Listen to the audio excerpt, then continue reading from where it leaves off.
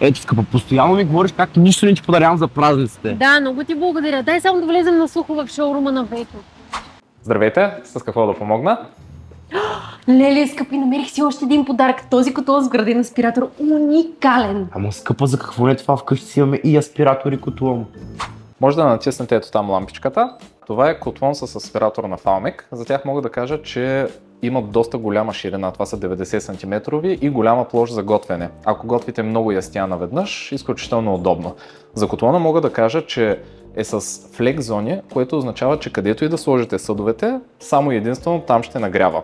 Те са индукционни и нагряват доста по-бързо и се почистват доста по-лесно от стандартните керамични. За самия аспиратор мога да кажа, че е изключително удобен, ако кухнята ви е на остров и няма да имате аспиратор, който да заема пространството отгоре.